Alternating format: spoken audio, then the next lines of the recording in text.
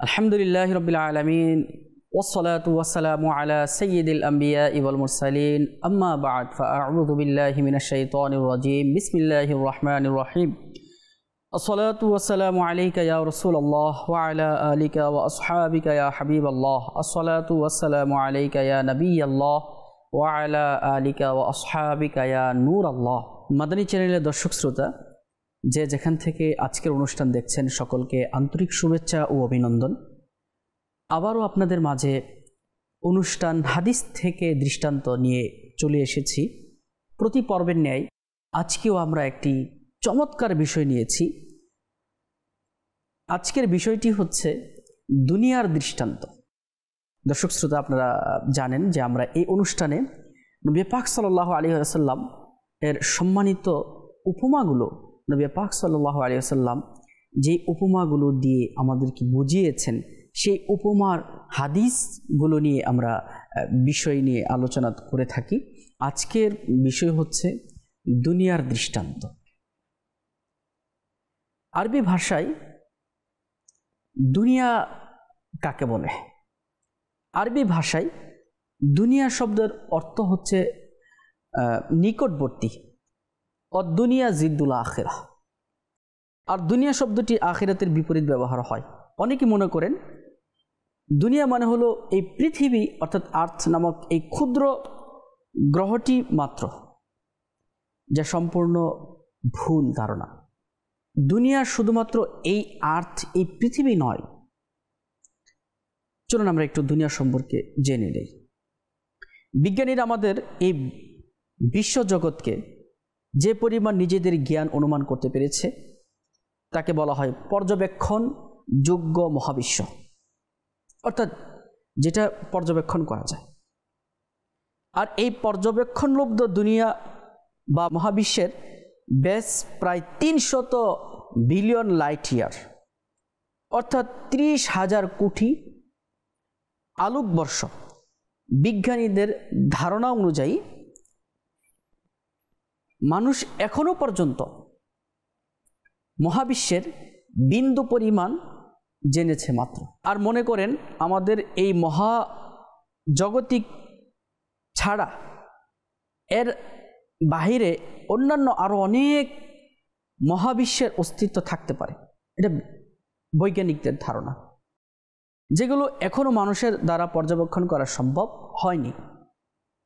হয়তো আর কখনো তা সম্ভব হয়ে উঠবেও না। আর যারা জ্যোতির্বিদ্যার জ্ঞান রাখে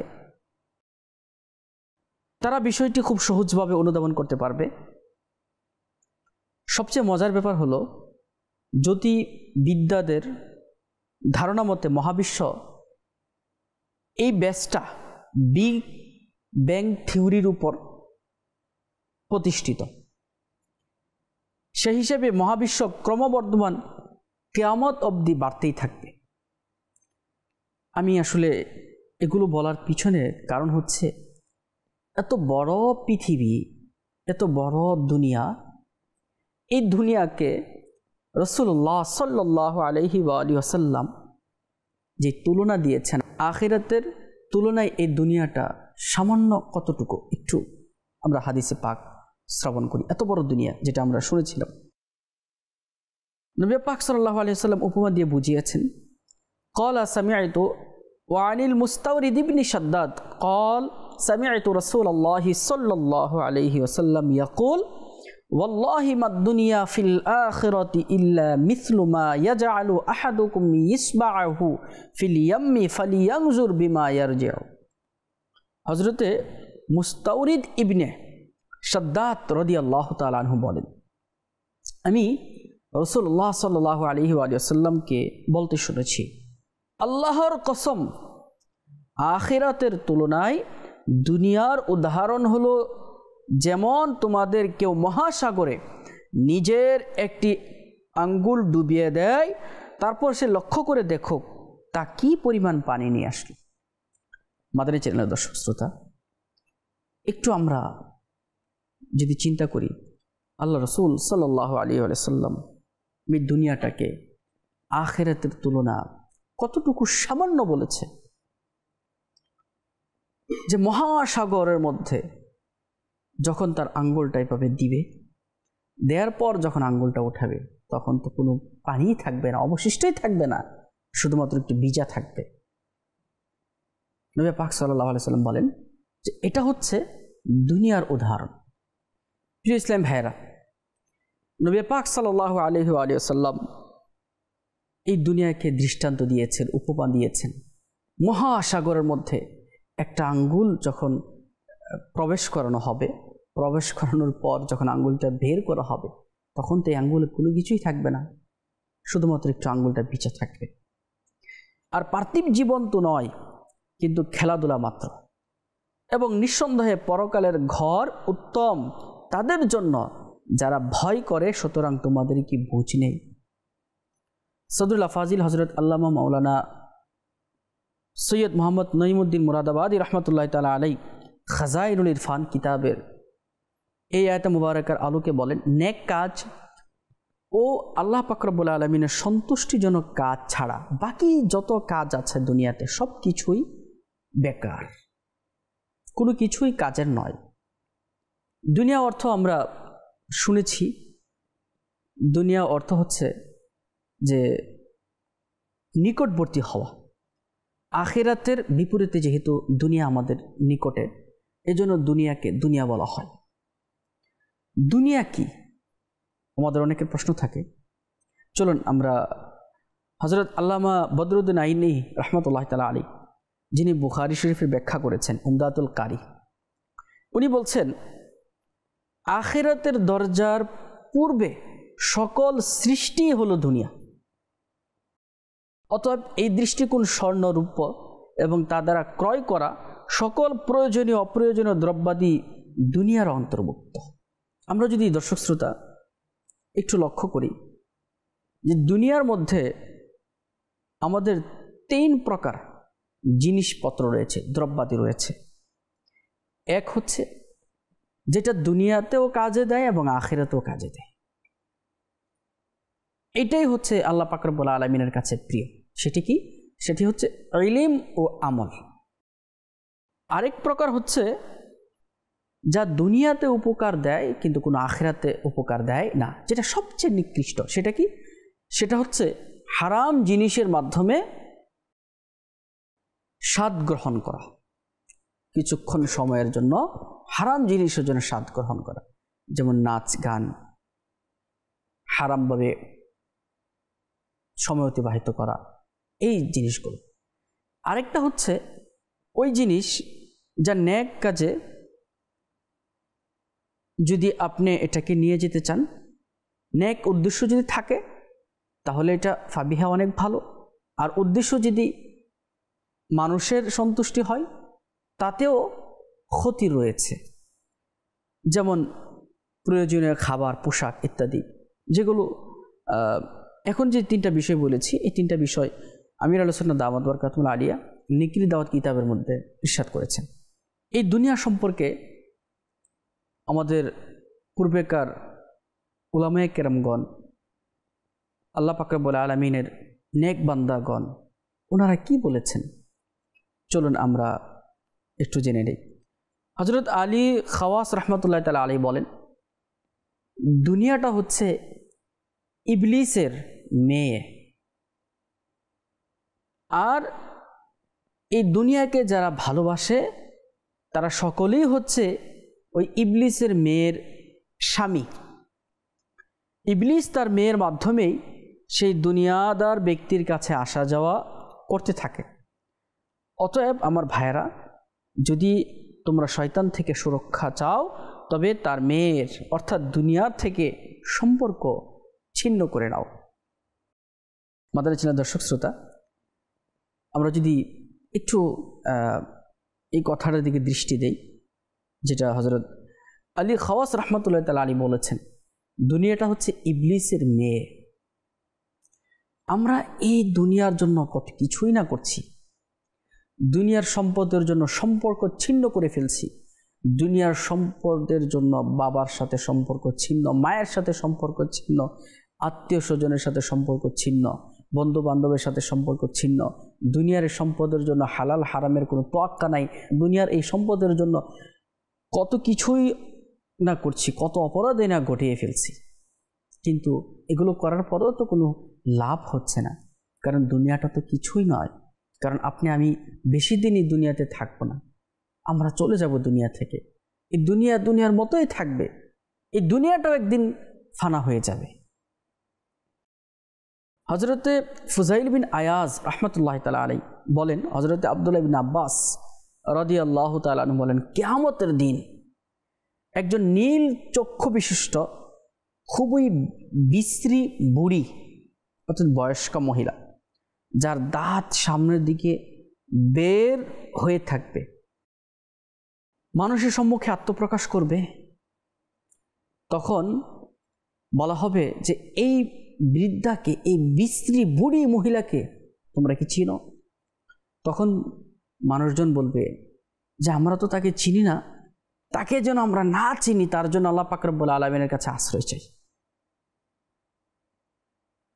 যেটা তো চিনি না, কিন্তু তাকে যেন আমরা না চিনি তার জন্য আল্লাহ পাক রব্বুল আলামিনের কাছে আশ্রয় চাই। এত বিশ্রী আর এত দুর্গন্ধ। তখন একজন বলবে যে এটা হচ্ছে দুনিয়ার সাদৃশ্য, যা তোমরা যার জন্য পাগল ছিলে। তখন এই বুড়িকে জাহান্নামের দিকে নিয়ে যাবে, জাহান্নামে নিক্ষেপ করবে। তখন বলবে আমাকে যারা ভালোবেসেছে তাদেরকেও আমার সাথে দিয়ে দাও জাহান্নামে। আল্লাহ পাক রব্বুল আলামিন তখন ইরশাদ করবেন তাদেরকেও তার সঙ্গী বানিয়ে দাও। মাদানী চ্যানেলের দর্শক শ্রোতা, দুনিয়ার প্রতি এত ভালোবাসা, কিন্তু এই দুনিয়াটাকে যখন আখিরাতের সময়, আখিরাতে যখন নিয়ে আসা হবে, তখন এর পরিচয় জানার জন্য কিন্তু কেউ রাজি হবে না, বরং আল্লাহ পাক রব্বুল আলামিনের কাছে পানা চাবে পরিচয় যেন না দেওয়া হয়। রাসূল পাক সাল্লাল্লাহু আলাইহি ওয়াসাল্লাম ইরশাদ করেন, দুনিয়া হলো সুমিষ্ট সতেজ বাসস্থান, যে এতে হালাল পন্থায় সম্পদ উপার্জন করবে এবং বিশুদ্ধ হক পথে ব্যয় করবে, আল্লাহ পাক তাকে সওয়াব দান করবে এবং তাকে জান্নাতে প্রবেশ করাবেন। আর যে এতে হারাম পন্থায় সম্পদ উপার্জন করবে এবং অবৈধ পথে ব্যয় করবে, আল্লাহ পাক তাকে দারুল হায়ওয়ান অর্থাৎ লাঞ্ছনার ঘরে প্রবেশ করাবেন। হযরত আল্লামা আব্দুর রফ মুনাবি রহমতুল্লাহ তাআলা আলাইহি এই হাদিসে পাকের আলোকে বলেন, দুনিয়া মূলত নিন্দনীয়, যেহেতু এটা হলো আখিরাতের শস্যক্ষেত্র। তাই আমাদেরকে এই এখান থেকেই সকল কিছু করে জান্নাতের যাওয়ার জন্য, আখিরাতে যাওয়ার জন্য প্রস্তুতি নিতে হবে। কারণ দুনিয়াতে যদি আমি ভালো কাজ না করি, তাহলে আখিরাতে আমি কিভাবে জান্নাতের আশা করতে পারি? তাই আমাদেরকে দুনিয়া থেকেই ভালো কিছু করতে হবে এবং ভালো আমল করতে হবে, জান্নাতে যাওয়ার আমল করতে হবে। কিতাবের মধ্যে, হাদিসে পাকের মধ্যে আল্লাহ রাসূল সাল্লাল্লাহু আলাইহি ওয়াসাল্লাম ইরশাদ করেছেন, যদি দুনিয়ার গুরুত্ব আল্লাহ পাকের নিকট একটি মশার ডানার সমানও হতো, তবে পানির একটি চুমুকও তা থেকে কাফিরদের দিতেন না। তার মানে বোঝা গেল দুনিয়াটা হচ্ছে একদম বেকার একটা জিনিস, যেটা আল্লাহ পাক রব্বুল আলামিনের কাছে কোনো মূল্য নেই এই দুনিয়ার। কিন্তু আমরা দুনিয়া দুনিয়া করে আখিরাতকে ছেড়ে যাচ্ছি, আখিরাতকে ভুলে যাচ্ছি। দুনিয়ায় আমরা সব কিছু মনে করছি, দুনিয়াকে আমরা আপন মনে করছি। কিন্তু না প্রিয় ইসলাম ভাইরা, মাদানী চ্যানেলের দর্শক শ্রোতা, এই দুনিয়া আমাদের আপন নয়। এই দুনিয়া থেকে আমাদেরকে একদিন চলে যেতে হবে। আমাদের সাথে শুধু নেক আমল যাবে এবং আমরা এই দুনিয়াতে যে কাজগুলো করে গিয়েছি সদকা, সেই সদকা জারিয়া, সেই সদকা জারিয়ার আমলগুলো থাকবে। মাদানী চ্যানেলের দর্শক শ্রোতা, অনেক সময় আমাদের অন্তরে অসওয়াসা আসে যে আমি নামাজ পড়ি, আমি রোজা রাখি, আমি হজ করি, আমি যাকাত দেই, আমার উপরে এত বিপদ আসে। পাশের একজন নামাজ পড়ে না, হজ করে না, যাকাত দেয় না, তার উপরে কোনো বিপদ আসে না। আবার অনেক সময় ওয়াসওয়াসা এটা আসে যে আমরা মুসলমান, আল্লাহ পাক রব্বুল আলামিনের ইবাদত করি, আল্লাহ পাক রব্বুল আলামিনকে প্রভু হিসাবে মানি, যিনি রিজিক দেন তার ইবাদত করি। কাফের যারা আল্লাহ পাক রব্বুল আলামিনকে মানে না, অমুসলিম, আল্লাহ পাক রব্বুল আলামিনকে মানে না, কিন্তু তাদের এই দুনিয়াতে ধন সম্পদ কোনো কিছুই অভাব নেই, কিন্তু আমাদের তো তাদের তুলনায় শূন্য কোঠায়। অনেক সময় ওয়াসওয়াসা আসে। চলুন আমরা একটা সুন্দর ওয়াকিয়া শ্রবণ করি। হযরত ফকি আবুল লাইস সামারকান্দি রাহমাতুল্লাহ তাআলা আলাইহি উদ্ধৃত করেন, পূর্ববর্তী যুগে একজন মুমিন আর একজন কাফের মাছ শিকার করতে বের হলো। মাছ শিকার করবে। কাফের যার ইবাদত করত, ওই কাফের সে তার নাম নিয়ে যখন এই জাল মাছ শিকার করার জন্য নদীতে ফেলে দিল, তার মাছের স্তূপ হয়ে গেল, অনেকগুলো ঢের হয়ে গেল মাছের, অনেক মাছ। আর নেককার বান্দা, মুসলমান বান্দা, যে আল্লাহ পাক রব্বুল আলামিনের ইবাদত করত, সে যখন আল্লাহ পাক রব্বুল আলামিনের নাম নিয়ে এই জাল নিক্ষেপ করলো, তখন তার জালে কোনো মাছ উঠল না। তাও সন্ধ্যার দিকে একটা মাছ উঠলো, ওইটা আবার গড়িয়ে পানিতে চলে গেল। সে খালি হাতে যাচ্ছে। তার সাথে যে ফেরেশতা, সেই ফেরেশতা আল্লাহ পাক রব্বুল আলামিনকে বলল, হে আল্লাহ, আফসোস করতে লাগলো। আল্লাহ পাক রব্বুল আলামিন সেই ফেরেশতাকে জান্নাতে মুমিনের প্রাসাদ দেখালেন।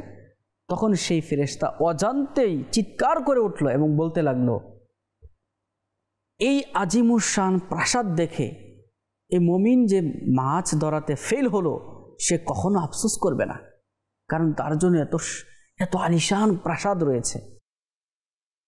আর যে কাফের মাছ ধরে নিয়ে যাচ্ছে, আল্লাহ পাক রব্বুল আলামিন ওই ফেরেশতাকে যখন জাহান্নাম দেখালো, তখন ওই ফেরেশতা বলল, এই কাফেরকে যতটুকু আনন্দ দিয়েছে মাছ ধরা, যখন সে জাহান্নামে আসবে তখন তার এই আনন্দ কোনো কাজেই আসবে না। অর্থাৎ তার এই আনন্দ কোনো কাজেই আসবে না, সে ভুলে যাবে। মাদানী চ্যানেল দর্শক শ্রোতা, এই ঘটনা থেকে আমরা যেটা বুঝলাম সেটা হচ্ছে, আল্লাহ পাক রব্বুল আলামিন যাদেরকে ভালোবাসেন তাদেরকে এই দুনিয়াতে কষ্ট দিয়ে পরীক্ষা করে, দুঃখ দিয়ে পরীক্ষা করে। আমরাও মহান আল্লাহ পাক রব্বুল আলামিনের রহমতের দিকে ভরসা রাখি। যখন কোনো আমাদের উপর মুসিবত আসে, তখন যেন আমরা নৈরাশ না হই। নবী পাক সাল্লাল্লাহু আলাইহি ওয়াসাল্লাম ইরশাদ করেছেন, দুনিয়া হচ্ছে মুমিনের জন্য দুজুক আর কাফেরের জন্য বেহেশত। উপমা দিয়েছেন যে দুনিয়াতে যারা মুমিন তাদের কষ্ট হবেই, কিন্তু যখন সে মুমিন আখিরাতে চলে যাবে, এই দুনিয়া ত্যাগ করবে, তখন তার জন্য চিরস্থায়ী সুখ আর সুখ, যেখানে কোনো কষ্টের কোনো কিছুই নেই।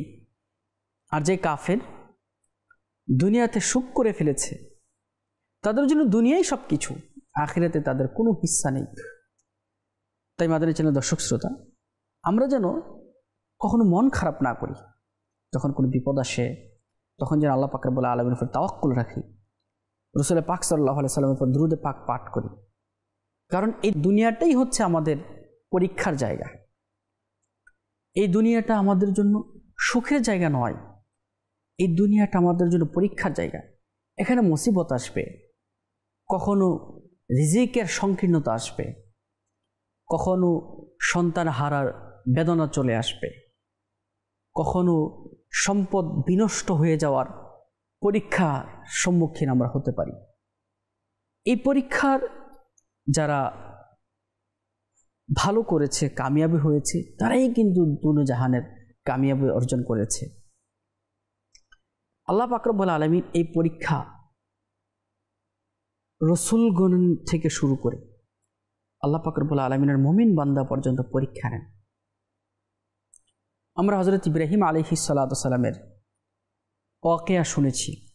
হযরত ইব্রাহিম আলাইহিস সালাতু ওয়াস সালাম বৃদ্ধা বয়সে মহান আল্লাহ পাক রব্বুল আলামিনের কাছে দোয়া করতে করতে হযরত ইসমাঈল আলাইহিস সালাতু ওয়াস সালামকে পেলেন। অতঃপর আল্লাহ পাক রব্বুল আলামিনের যখন হুকুম এলো, হযরত ইব্রাহিম আলাইহিস সালাতু ওয়াস সালাম ইসমাঈল আলাইহিস সালামকে নিয়ে গিয়েছেন কুরবানি দেওয়ার জন্য। নবী পাক সাল্লাল্লাহু আলাইহি ওয়া সাল্লামের জীবনীর দিকে যদি আমরা একটু লক্ষ্য করি, যিনি দু জাহানের বাদশাহ, নবী পাক সাল্লাল্লাহু আলাইহি ওয়াসাল্লাম যদি চাইতেন তাহলে স্বর্ণের পাহাড় নবী পাক সাল্লাল্লাহু আলাইহি ওয়াসাল্লামের পিছনে পিছনে হাঁটতেন। তারপরেও নবীজি সাল্লাল্লাহু আলাইহি ওয়াসাল্লামের কলিজার টুকরা মেয়ে ফাতিমা জোহরা রাদিয়াল্লাহু তাআলা আনহার ঘরে 3 দিন পর্যন্ত চুলায় আগুন জ্বলেনি। এটাই দুনিয়া, এটাই পরীক্ষা। ওনারা দুনিয়ার দিকে নজর দেন নাই। যদি চাইতেন ফাতিমা জোহরা রাদিয়াল্লাহু তাআলা আনহা স্বর্ণের সব কিছুতেই উনি চলাফেরা করতে পারতেন, কারণ বাদশাহ, দু জাহানের বাদশাহ, আখিরে নবীর মেয়ে, নবীজির কলিজার টুকরা, তারপরও দুনিয়ার সুখ শান্তি ওনারা চান নাই। আল্লাহ পাক রব্বুল আলামিন আমাদেরকেও এই দুনিয়ায় থেকে আখিরাতের তৈরি করার তৌফিক দান করো। এই দুনিয়া একটা তুচ্ছ জিনিস, এই দুনিয়ায় থেকেই কিন্তু আমাদেরকে আখিরাতে সব কিছু করতে হবে। আপনি আমি যদি আখিরাতে ফল ভোগ করতে চাই তাহলে দুনিয়াতে কষ্ট করতে হবে, দুনিয়াতে আমল করতে হবে, দুনিয়াতে জিকির আজকার করতে হবে। মহান আল্লাহ পাক রব্বুল আলামিনের সন্তুষ্টমূলক কাজে আমাদের সকলকে সদা সর্বদা নিয়োজিত রাখতে হবে। মহান আল্লাহ পাক রব্বুল আলামিন আমাদের সকলকে এই দুনিয়ায় থেকে আখিরাতের কামিয়াবি অর্জন করার, আখিরাতের জন্য আমল নিয়ে যাওয়ার আমাদের সকলকে তৌফিক দান করুক। মাদানী চ্যানেল দর্শক শ্রোতা, আবারও আপনাদের মাঝে নতুন একটি বিষয় নিয়ে আসব। ততক্ষণ পর্যন্ত আপনারা ভালো থাকুন, সুস্থ থাকুন, মাদানী চ্যানেল দেখতে থাকুন। সল্লু আলাল হাবিব সাল্লাল্লাহু তাআলা আলা মুহাম্মদ সাল্লাল্লাহু তাআলা আলাইহি ওয়া আলিহি ওয়াসাল্লাম।